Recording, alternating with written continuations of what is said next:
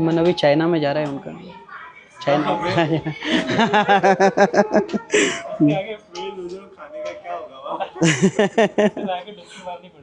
चलिए शुरू करते हैं। सभी लोगों ने पुष्प ले लिए हाथ में? हाँ, चलिए भगवान की कथा प्रारंभ करते हैं। ओम भगवतेश्वराय नमः। अनंतानंत कोटि नमस्कारान् समर्पयामि। मंगलम भगवान विष्णु मंगलम गरुणध्वज मंगलम पुंडरीकाक्ष मंगलाय स्तनोहरे। गुरुर्ब्रह्मा गुरुर्विष्णु गुरुर्देवो महेश्वरा गुरुर्साक्षात् परब्रह्म तस्मै श्री गुरवे नमः। अखंडानंद बोधाय शिष्य संताप हारिणे सच्चिदानंद रूपाय तस्मै श्री गुरवे नमः। तस्मै श्री गुरवे नमः। तस्मै श्री गुरवे नमः। भगवतेश्वराय नमः। अनंतानंत कोटि नमस्कारान् समर्पयामि। सर्वेश्वराय नमो नमः।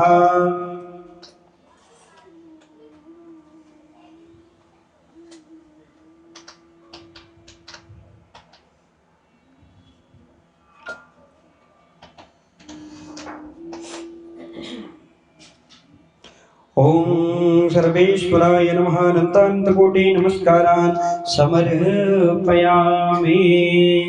चलिए कथा प्रारंभ करते हैं। सभी लोग ध्यान से कथा सुनिएगा।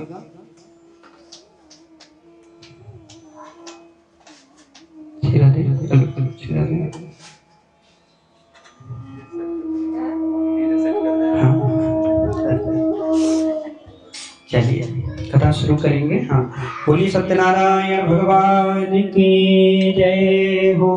भगवतेश्वराय नमो नमः। कथा में 5 अध्याय हैं, ठीक है। एक अध्याय पूरा हो जाए, आप दोनों पुष्प शालिग्राम जी पे चढ़ा दीजिएगा, बाकी सब लोग लास्ट में चढ़ाएंगे, ठीक है। हाँ, तो ध्यान से कथा सुननी है। बाद में पूछा जाएगा कौन कौन सी कथा सुनाई थी, ठीक है। तो परीक्षा ली जाएगी, तो बड़े ध्यान से कथा सुनिएगा, ठीक है। हाँ चलिए, तो कथा प्रारंभ होती है हमारी नैमिषारण्य तीर्थ से। नैमिषारण्य तीर्थ जो कि उत्तर प्रदेश में पड़ता है। तो एक बार नैमिषारण्य क्षेत्र में 88,000 ऋषि बैठ करके भगवान के नाम का चिंतन कर रहे थे। सोच रहे थे कि आगे कलयुग आएगा, कलयुग में कोई भगवान का पूजा पाठ जो है ज्यादा समय तक करेगा नहीं, तो उनका कल्याण कैसे होगा। मनुष्य को यदि भगवान का पूजा पाठ में बैठाएं तो लगेगा बस जल्दी जल्दी पूजा हो और अपने घर चले जाएं। हाँ, और उसकी जगह अगर कहीं मूवी देखने पहुंचा दे तो 3 घंटे 4 घंटे कब निकल जाएंगे पता नहीं चलेगा। लेकिन भगवान की पूजा में मन नहीं लगेगा, भगवान की पूजा में आलस आने लगेगा, भगवान की पूजा में नींद आने लगेगी। और दूसरे काम में डीजे पार्टी में या कहीं भी पहुंचाए मॉल वॉल घूमने के लिए तो कोई सोता है नहीं सोता है। हाँ, नींद भी गायब हो जाती है अगर नींद भी आती है तो। लेकिन भगवान की पूजा में लगता है कि जल्दी जल्दी पूजा पूर्ण हो जाए, क्योंकि ये कलयुग का प्रभाव है। तो एक बार ऐसे ही शौनक आदि ऋषियों ने सूत जी महाराज से प्रश्न किया, बोले कि आप हमें कोई ऐसी कथा सुनाइए, कोई ऐसा व्रत बताइए, कोई ऐसा यज्ञ बताइए जिसको मनुष्य जो है पृथ्वी लोक पर करे और उसे सभी प्रकार का सुख प्राप्त हो जाए। सूत जी महाराज ने कहा, बोले आपने बड़ा अच्छा प्रश्न किया है मनुष्य के कल्याण के लिए। बोले ऐसी कौन सी पूजा करनी चाहिए, ऐसा कौन सा व्रत करना चाहिए जिस व्रत को करने से मनुष्य को सभी प्रकार का सुख प्राप्त हो जाए। सूत जी महाराज कहते हैं, बोले जैसा आपने हमसे प्रश्न किया है यही प्रश्न एक बार देवर्षि नारद जी ने भगवान नारायण से किया था। एक बार नारद जी के मन में आया कि सभी जगह भ्रमण करने यानी घूमने जाना चाहिए। तो ऐसा मन में विचार बना करके हाथों में जो है वीणा लेकर के और सभी जगह भ्रमण करने के लिए निकल गए। सभी लोकों में घूमने लगे। लोकों में घूमते घूमते वो सीधा आ गए पृथ्वी लोक पर। पृथ्वी लोक जहाँ हम लोग रहते हैं, तो पृथ्वी लोक पर आकर के जो है वो भगवान के नाम का कीर्तन करते हुए देखने लगे कि यहाँ पर क्या चल रहा है। जैसे ही पृथ्वी पर आए तो नारद जी देखते हैं, बोले यहाँ तो कोई भगवान का पूजा पाठ ही नहीं करता है, कोई भी भगवान का यज्ञ नहीं करता है। प्रायः सभी व्यक्ति दुखी रहते हैं। कोई तन दुखी, कोई मन दुखी, कोई धन बिन रहत उदास, थोड़े थोड़े सब दुखी।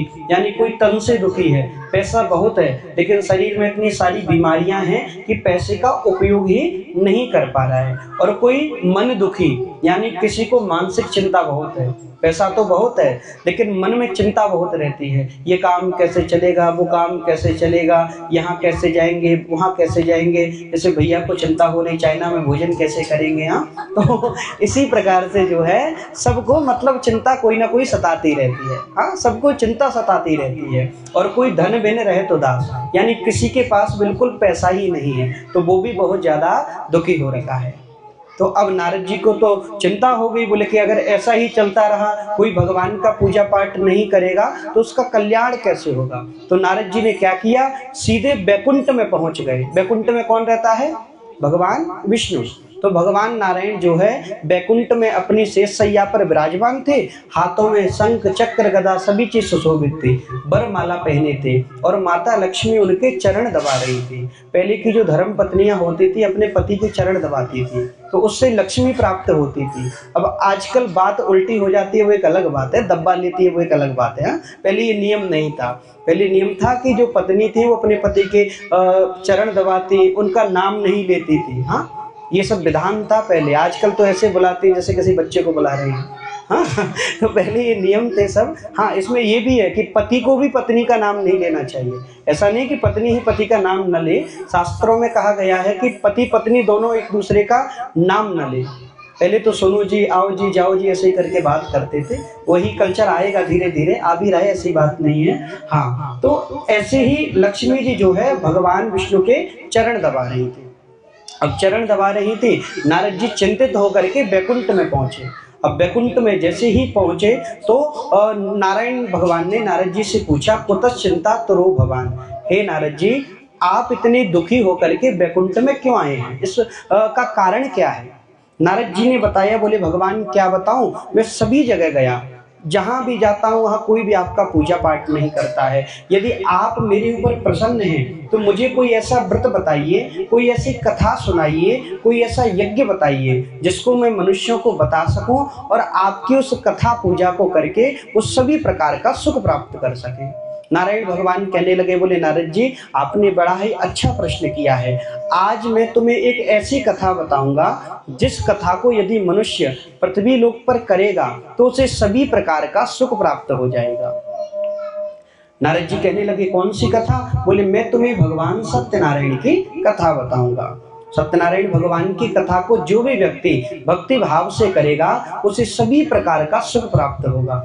अब तो नारद जी कहने लगे, इस व्रत का विधान भी बता दीजिए कि कैसे सत्यनारायण भगवान की कथा करनी चाहिए, कौन कौन सी सामग्री भगवान की कथा में लगती है तथा व्रत को करने का क्या क्या नियम है। तो नारायण भगवान यहाँ पर जो है नियम बताने लगे, है ना। तो आप भी ध्यान से सुनिए सत्यनारायण भगवान की कथा कैसे की जाती है, क्या क्या नियम होता है। तो सत्यनारायण भगवान की कथा में जो है बोले कब करनी चाहिए, तो पहला विधान बताते हैं, पहला नियम बताते हैं। बोले भगवान सत्यनारायण की कथा जो है व्यक्ति कभी भी कर सकता है।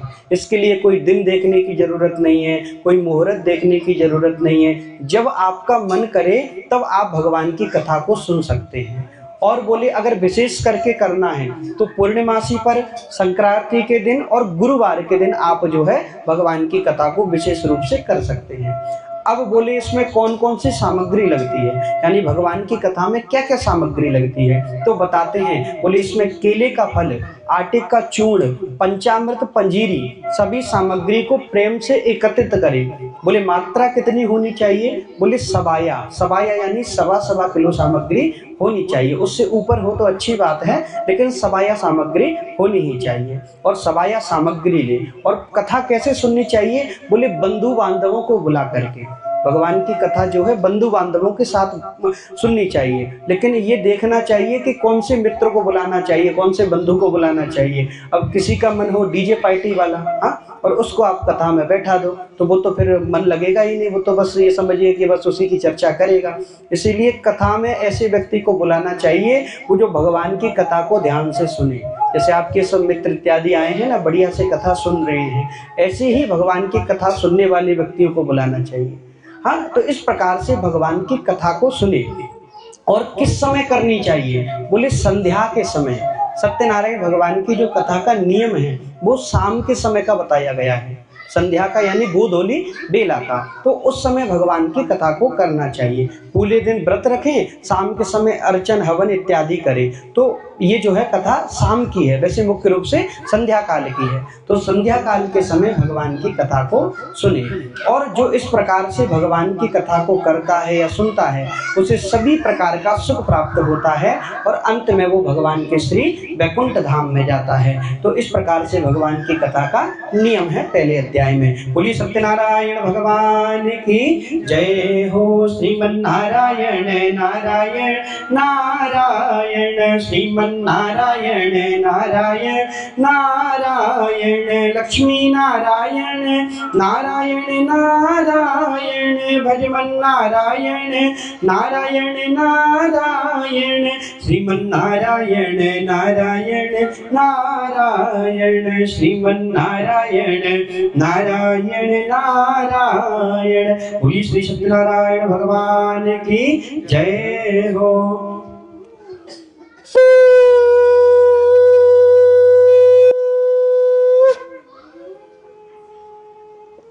चलिए हाथ में पुष्प ले लिए। हाँ, दूसरे अध्याय की कथा शुरू करते हैं। सूत जी महाराज कहने लगे, बोले अब मैं आगे की कथा सुनाता हूँ।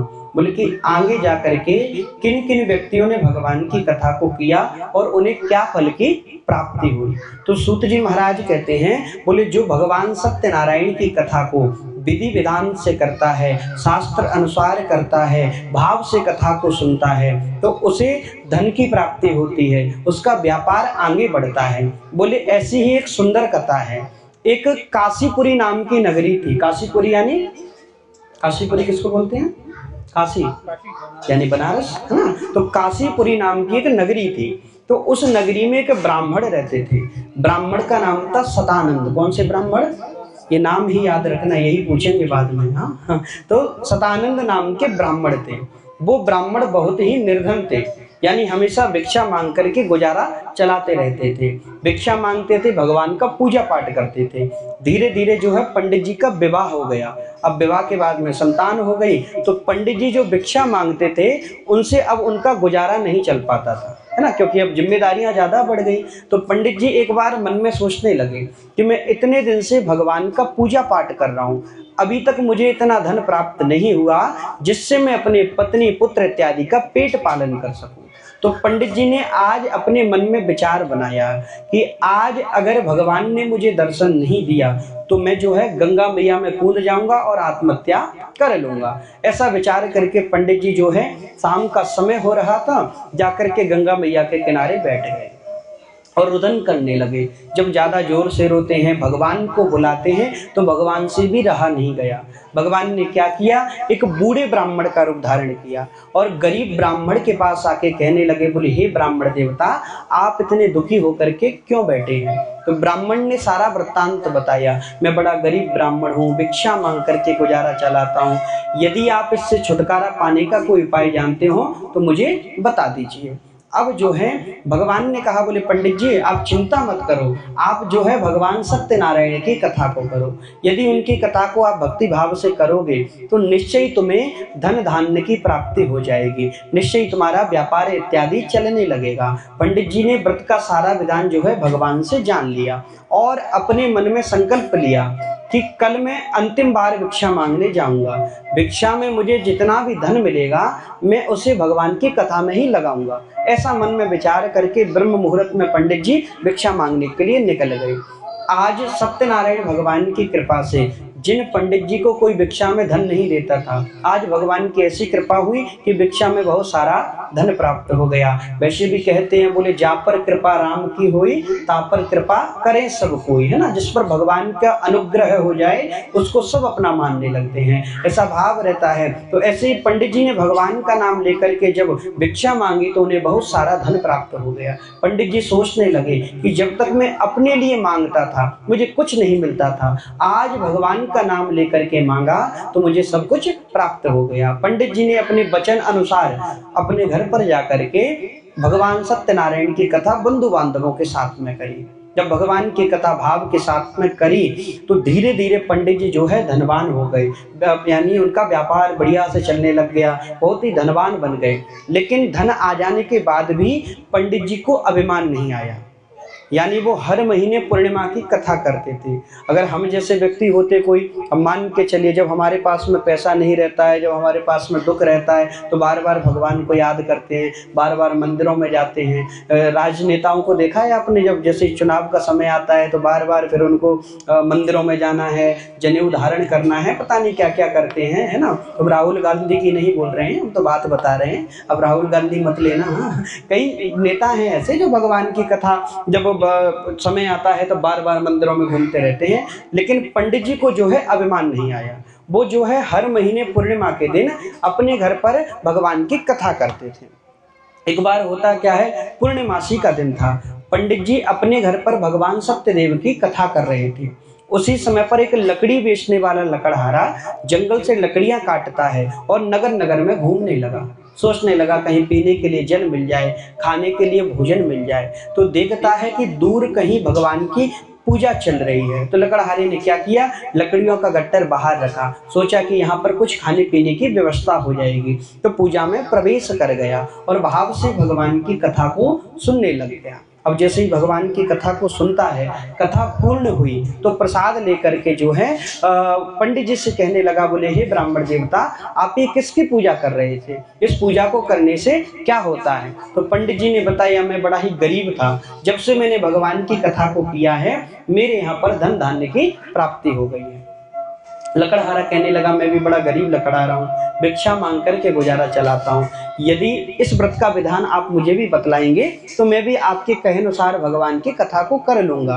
पंडित जी ने लकड़हारे को भी व्रत का सारा विधान बतला दिया। लकड़हारे ने भी मन में संकल्प लिया कि मुझे भी लकड़ी बेचने से जो धन मिलेगा मैं उसे भगवान की कथा में लगाऊंगा। ऐसा विचार करके लकड़हारा भी लकड़ी बेचने के लिए निकल गया और एक ऐसे नगर में पहुंचा जहां बहुत धनवान लोग रहते थे और उस लकड़हारे को अपनी लकड़ियों का दाम चौगुना प्राप्त हो गया। तो लकड़हारा भी बड़ा प्रसन्न हुआ, उसने भी सभी प्रकार की सामग्री को एकत्रित करके बंधु बांधवों के साथ भगवान की कथा को किया। बाद में लकड़हारा और पंडित जी दोनों ही भगवान के श्री वैकुंठ धाम में गए। बोलिए सत्यनारायण भगवान की जय हो। पुनः छोड़ देंगे। श्री कृष्ण गोविंद हरे मुरारे, हे नाथ नारायण वासुदेव। श्री कृष्ण गोविंद हरे मुरारे, हे नाथ नारायण वासुदेव। हे नाथ नारायण वासुदेव, हे नाथ नारायण वासुदेव। श्री कृष्ण गोविंद हरे मुरारे, हे नाथ नारायण वासुदेव।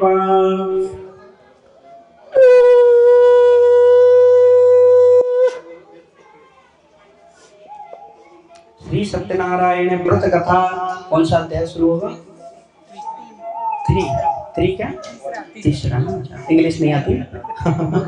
तीसरा अध्याय शुरू होगा तो तीसरे अध्याय की कथा प्रारंभ करते हैं। अब सूत जी महाराज कहने लगे, बोले हम जो है आगे की कथा सुनाते हैं। बोले और किसने भगवान की कथा को किया उन्हें क्या फल प्राप्त हुआ? तो सूत जी महाराज कहते हैं, बोले जो भगवान की कथा को भक्ति भाव के साथ में सुनता है तो उसे संतान की प्राप्ति होती है। बोले ऐसी ही एक सुंदर कथा है। बोले कि एक नगर था, उस नगर में एक राजा रहता था। राजा का नाम था उल्खामुख। कौन सा राजा?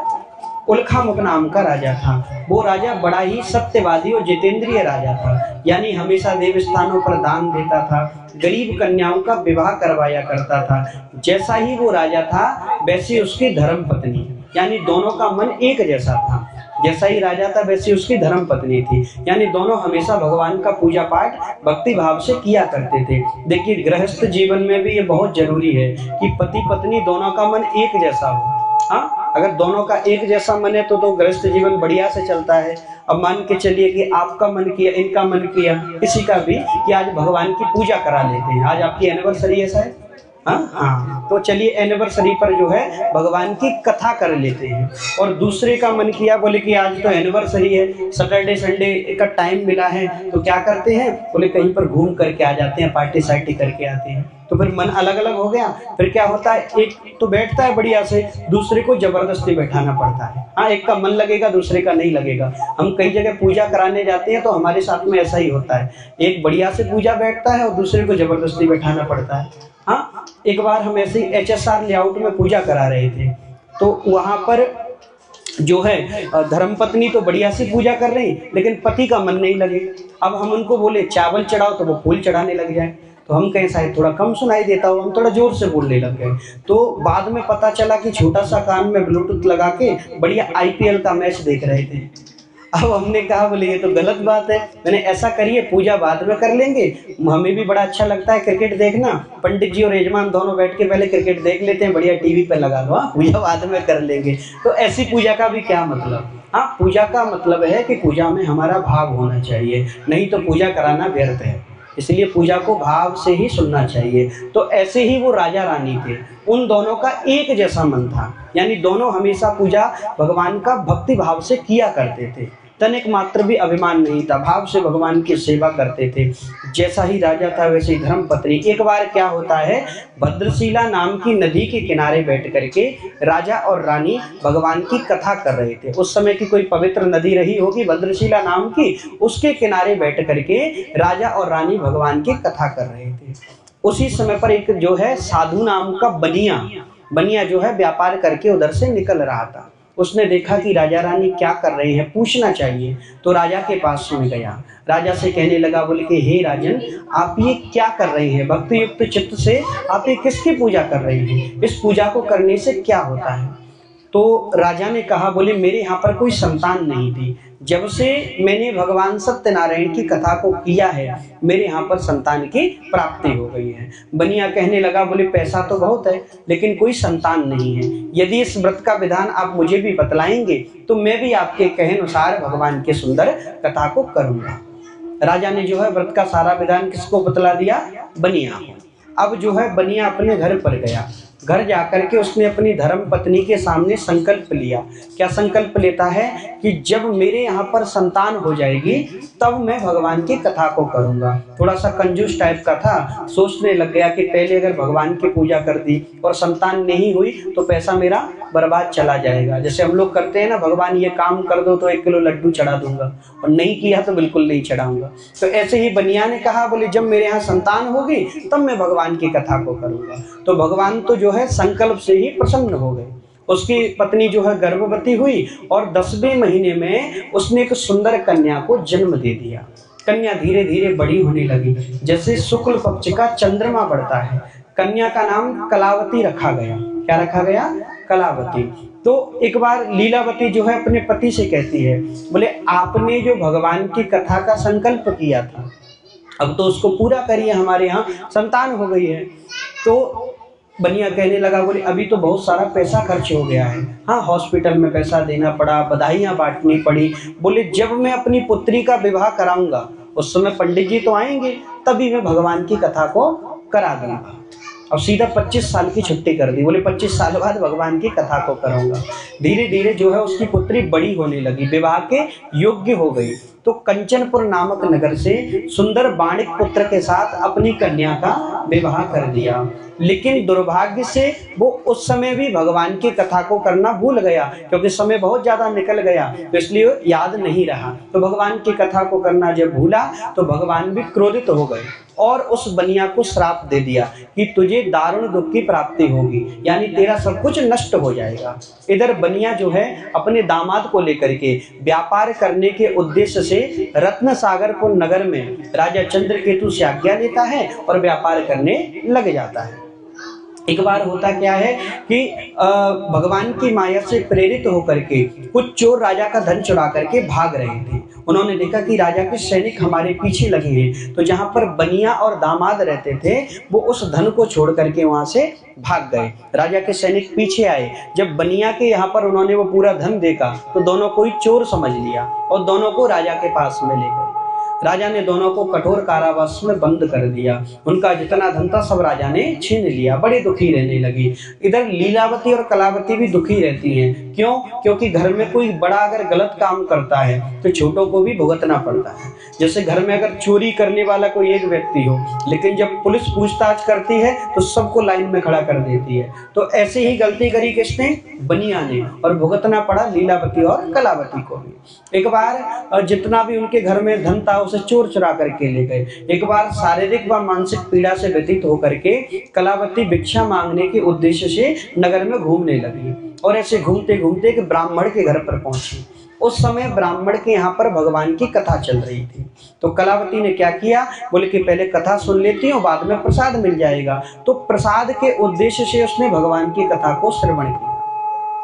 भगवान की कथा सुनते सुनते थोड़ी सी रात्रि हो गई, और जब रात्रि को वो घर वापस आकर के आई तो माता ने कारण पूछा कि तुम इतनी रात्रि में कहाँ से आई हो। तो पुत्री ने बताया, बोले माँ आप क्रोध मत करिए, मैं सभी सुखों की प्राप्ति वाली एक कथा सुन करके आई हूँ। बोले कौन सी कथा? बोले भगवान सत्यनारायण की कथा। तो लीलावती को भी याद आ गया कि उसके पति ने जो है उसके पति ने जो संकल्प लिया था अब तक उसको पूरा नहीं किया। हाँ, तो अब तक उसको पूरा नहीं किया, शायद इसी वजह से हमें इतना दुख देखना पड़ रहा है। तो लीलावती के पास जितना भी थोड़ा बहुत पैसा बचा था उस पैसे से भक्ति भाव से भगवान की कथा को सुनने लग गए। जब भगवान की कथा को सुना, भगवान से क्षमा मांगी कि हमारे पति दामाद जल्दी से घर लौट करके आ जाएं। भगवान जो है इस व्रत से संतुष्ट हो गए, और राजा चंद्रकेतु को स्वप्न में दर्शन दे करके दोनों बाणिक पुत्रों को कैद से मुक्त करा दिया। राजा ने उनका जितना धन लिया था उससे दोगुना धन दे दिया, और दोनों को नमस्कार करके राजा को उन्होंने नमस्कार किया, उन्होंने राजा को नमस्कार किया और अपने घर की ओर में जाने लग गए। बोलिए सत्यनारायण भगवान की जय हो। गोविंद बोलो हरि गोपाल बोलो, गोविंद बोलो हरि गोपाल बोलो, राधा रमण हरि गोविंद बोलो, राधा रमण हरि गोविंद बोलो, गोविंद बोलो हरि गोपाल बोलो। हाँ, आवाज निकालिए। भोजन बन रहा है ना सबके लिए ना। हाँ, तो बन रहा है भोजन। हाँ, बाद में पा लेना बढ़िया से, जोर से बोलिए। जो नाश्ता वास्ता करके आए होंगे ना पच जाएगा बढ़िया से। गोविंद बोलो हरि गोपाल बोलो, गोविंद बोलो हरि गोपाल बोलो, राधा रमण हरि हो, राधा रमण हरि गोविंद बोलो। बोली सत्यनारायण भगवान की।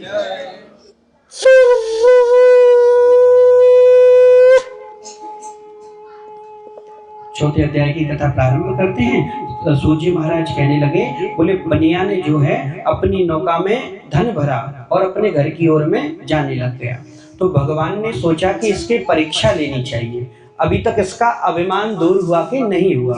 अब इधर तो बनिया को डबल पैसा मिल गया तो उसको अभिमान और ज्यादा बढ़ गया। बिना कुछ करे ही डबल पैसा कमा लिया, राजा ने डबल धन दे दिया, तो बनिया और अभिमान में हो गया। अब जो है उसने क्या किया, बोले नौका में धन भरा और अपने घर की ओर जाने लग गया। तो भगवान ने सोचा परीक्षा लेनी चाहिए। भगवान ने एक दंडी महाराज का रूप धारण कर लिया और बनिया के पास में आकर के कहने लगे, बोले हे बाणिक, तेरी ये नौका बड़ी सुंदर लग रही है, किस चीज का व्यापार करते हो, कहाँ जा रहे हो, किस प्रकार का व्यापार करते हो। तो बनिया देखता है, बोले कहीं पैसा चोरी ना कर ले। बोले नहीं महाराज, मेरी नाम में तो ऐसा कुछ भी नहीं है। बोले मैं तो घास फूस का व्यापार करता हूँ और मेरी नाम में यही भरा पड़ा है। भगवान ने कहा अच्छा ऐसी बात है, तेरा वचन सत्य हो जाए। तो उसकी नौका में हीरे जवाहरात की जगह भर गया बेल पत्ते और घास फूस। इसीलिए कहते हैं कि हमेशा अच्छा बोलना चाहिए। कब सरस्वती जी जुईवा पर बैठ जाएं। बनिया ने तो बोला कि मेरे नाम में बेल पत्ते हैं, भगवान ने तथास्तु बोल दिया। ऐसे ही कई लोग हैं, पैसा बहुत कमाते हैं, लेकिन कोई अगर उनसे पूछे और व्यापार कैसा चल रहा है, काम धंधा कैसा है, तो बोलेंगे पैसा ही नहीं है, पैसा ही नहीं है। हाँ, पैसा होने के बाद भी मना करते हैं, बोले पैसा ही नहीं है, पैसा ही नहीं है। तो भगवान भी बोल देते हैं तथास्तु। इसलिए हमेशा रोते नहीं रहना चाहिए। हमारे एक मित्र हैं, यहाँ बेंगलोर में ही रहते हैं, उनके पास हम जब भी जाएं तो बस एक ही बात बोलेंगे, लाइट चला रहे हो क्या? अच्छा ठीक है, नहीं सुनना ले, नहीं तो बाद में बोलेंगे। हाँ बता ही देते हैं, कोई दिक्कत नहीं है, हंस जाएंगे।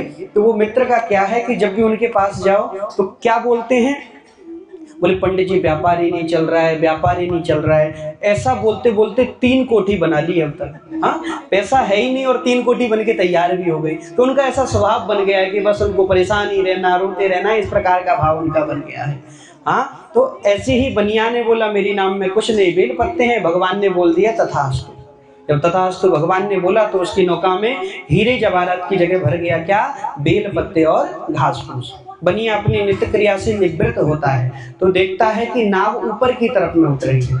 तो नाव ऊपर की तरफ में जब उड़ते हुए देखा तो चिंता होने लगी कि मेरी नाव इतनी हल्की कैसे हो गई। दौड़ा दौड़ा पास में गया, उसने देखा कि नाव में बेल पत्ते घास फूस भरे पड़े हैं। बनिया बेचारा वहीं पर मूर्छित हो गया कि मेरा सब कुछ कहाँ चला गया। तो दामाद ने कहा, बोले पिताजी रुदन मत करिए, अभी आपने ही तो डंडी महाराज से झूठ बोला था कि नाव में बेल पत्ते भरे पड़े हैं, अब भर गए तो क्यों चिंता करते हैं। अरे बोले क्या करना चाहिए? बोले अब तो ऐसा ही करना चाहिए, जिसने बिगाड़ा है वही संभालेगा, उनकी शरण में चलना चाहिए। दौड़े दौड़े डंडी महाराज की शरण में गए, डंडी महाराज से क्षमा मांगी और कहने लगे, हे प्रभु हमारे आप अपराध को क्षमा कर दीजिए।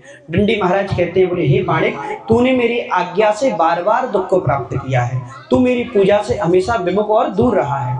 तो बनिया ने क्या किया? बोले कि ये जो है भगवान के ऊपर ही पूरा डाल दिया। बोले हे प्रभु ये सब आपकी ही माया है, आपकी माया से प्रेरित होकर के ब्रह्मा आदि देवता भी आपके स्वरूप को नहीं जान सकते, तो भला अज्ञानी में कैसे जानूंगा, इसलिए मेरे ऊपर कृपा करो। यानी भगवान के ऊपर ही डाल दिया, ये सब आपकी ही माया से हुआ है। हाँ, जैसे हम लोग करते हैं ना, अच्छा काम किया तो बोले हमने किया, और बुरा काम बोले भगवान की इच्छा थी सो हो गया। हाँ, तो ऐसे ही बनिया ने बोला, बोले ये सब भगवान आपकी ही माया है। जब बार बार भगवान से क्षमा मांगता है तो भगवान ने क्षमा कर दिया, क्योंकि भगवान का एक नाम दयालु है। तो भगवान ने क्षमा कर दिया और उसकी नौका में पहले जैसा धन भर दिया। उसने वही भगवान को नमस्कार किया और अपने घर की ओर में जाने लग गया।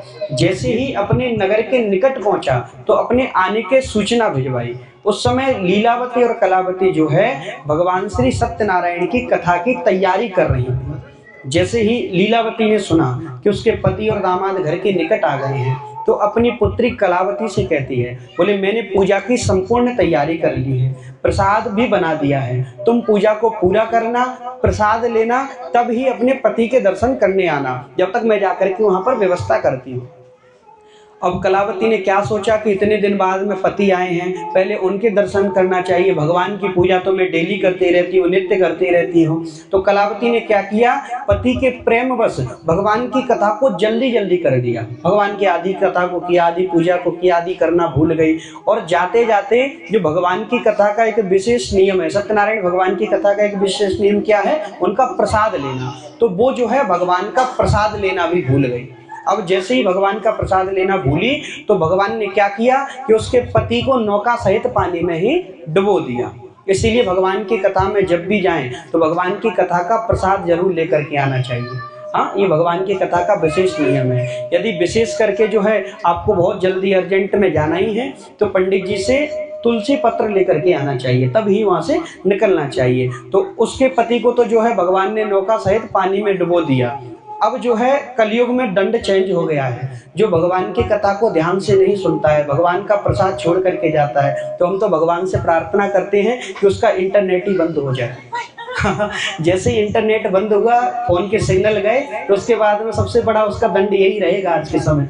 हाँ, क्योंकि बिना फोन के तो सब कुछ अधूरा है। इसीलिए भगवान की कथा को ध्यान से सुनना चाहिए। अब आप बोलो कि हमारे पति तो नौका में अब जाते ही नहीं, क्या होगा? हाँ, तो इससे अच्छा है कि सबसे बढ़िया दंड है कि इंटरनेट ही बंद कर दो, या 5G की स्पीड को 2G स्पीड कर दो। हाँ, तो अपने आप ही फिर भगवान की कथा को ध्यान से सुनने लग जाएंगे।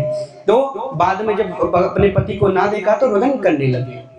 तो आकाशवाणी हुई। आकाशवाणी ने कहा, तेरी जो कन्या है भगवान का प्रसाद त्याग करके आई है, यदि घर जाए प्रसाद खा करके लौटे तो उसका पति से प्राप्त हो जाएगा। दौड़ी दौड़ी भगवान का प्रसाद लेकर के आई, और जैसे ही भगवान का प्रसाद वापस लिया तो उसका पति उससे पहले जैसा प्राप्त हो गया। सभी ने नदी के किनारे बैठ के सुंदर भगवान की कथा को किया।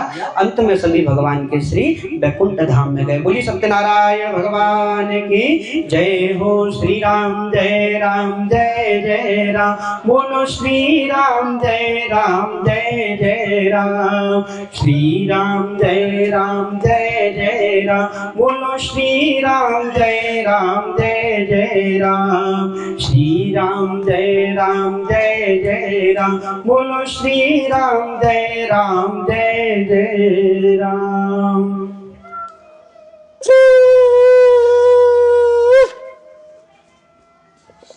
चलिए विश्राम अध्याय की कथा शुरू करते हैं। 5वें अध्याय की कथा ध्यान पूर्वक सुनिए।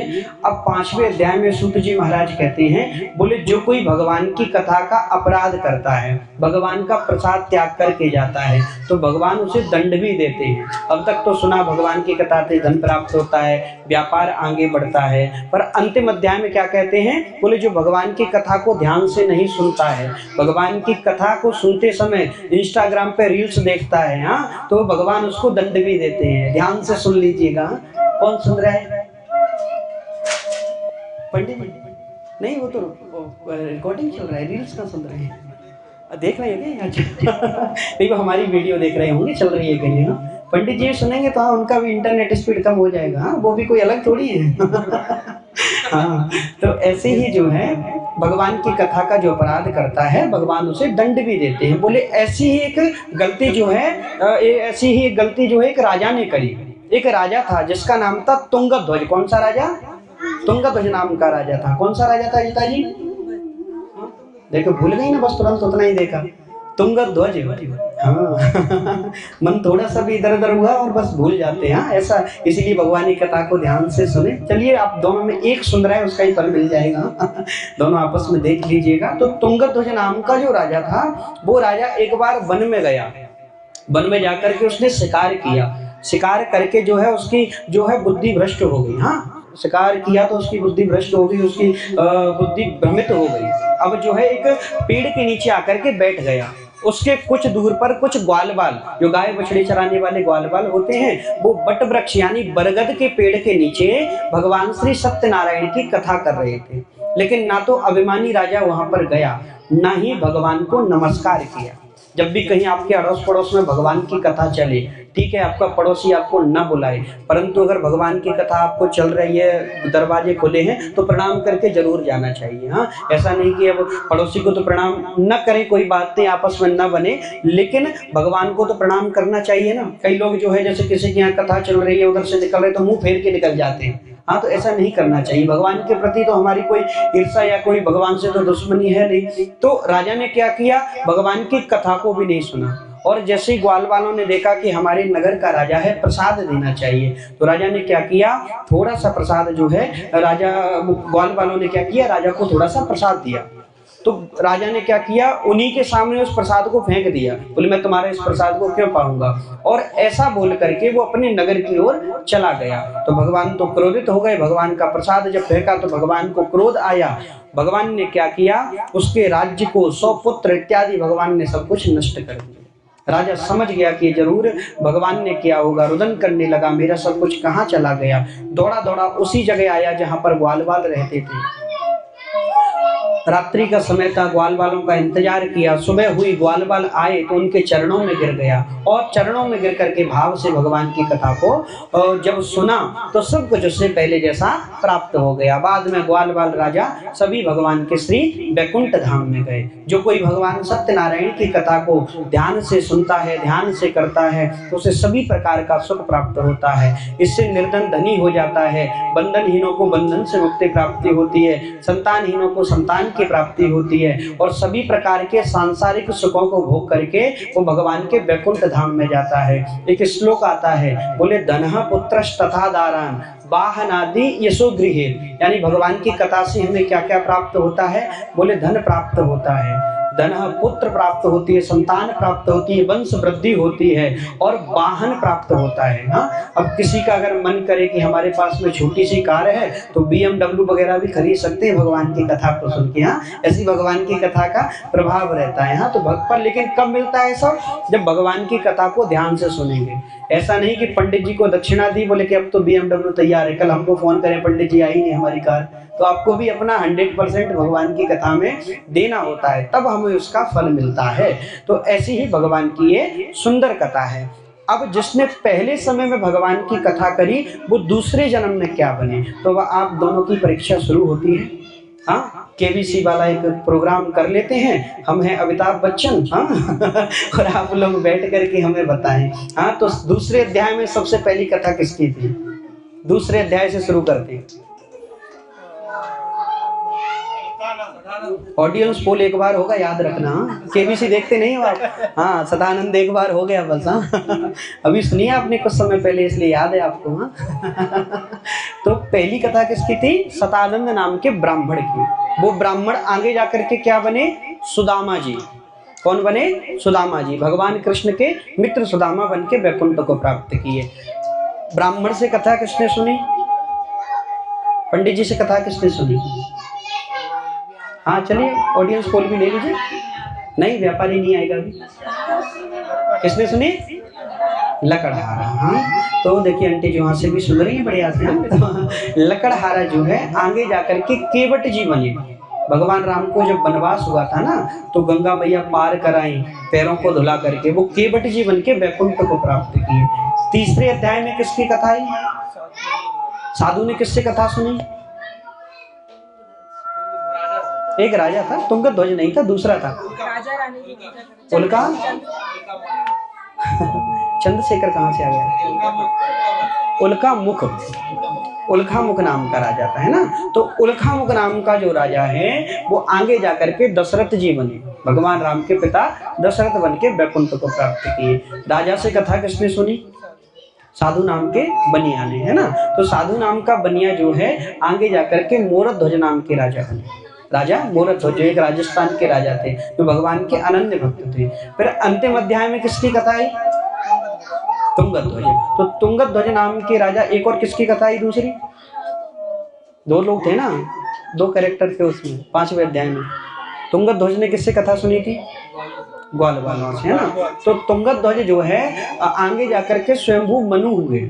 मनु शतरूपा जो ब्रह्मा जी के प्रथम संतान है ना, तो स्वयंभू मनु बन के वैकुंठ को प्राप्त किए। और ग्वालवाल जो है द्वापर युग में भगवान कृष्ण के मित्र बने। मधुमंगल, श्री रामा इत्यादि भगवान के मित्र बन के वैकुंठ को प्राप्त किया। तो ये जो है भगवान की कथा का फल है। तो अब भगवान की कथा तो आपने सुन ली। अब आपको लेकिन मन में ऐसा शंका होगी कि इसमें सुदामा जी कहाँ से आ गए, इसमें दशरथ जी कहाँ से आ गए। तो ये जो भगवान की कथा है वो बहुत प्राचीन कथा है, ये अभी की कथा नहीं है। ये भगवान की कथा बहुत पुरानी है। ये किसी पुराण से ली गई है। पुराण कितने होते हैं, कोई बता सकता है? पुराण कितने होते हैं? हाँ, 18। तो 18 पुराणों में एक पुराण है स्कंद पुराण, नाम सुना होगा, है ना। तो स्कंद पुराण के रेवा खंड से भगवान की ये कथा ली गई है, उसमें इसका उल्लेख मिलता है। भगवान की कथा तो जो है एक अध्याय में ही है। यानी भगवान की कथा का मतलब क्या है कि भगवान का हमें पूजा करना है, भगवान का व्रत करना है, भगवान का अर्चन करना है। 4 अध्याय में तो एग्जाम्पल दिया गया है कि किस किसने भगवान की कथा को किया, उन्हें क्या फल की प्राप्ति हुई। तो ऐसी है भगवान की सुंदर कथा। बोलिए सत्यनारायण भगवान की जय हो। सभी लोग आके पुष्प चढ़ा देंगे। श्रीमन्नारायण नारायण नारायण, श्रीमन्नारायण नारायण नारायण, लक्ष्मी नारायण नारायण नारायण, भजमन्नारायण नारायण नारायण, सत्यनारायण नारायण नारायण, सत्यनारायण नारायण नारायण, भजमन्नारायण नारायण नारायण, भजमन्नारायण नारायण नारायण, सत्यनारायण नारायण नारायण, सत्यनारायण नारायण।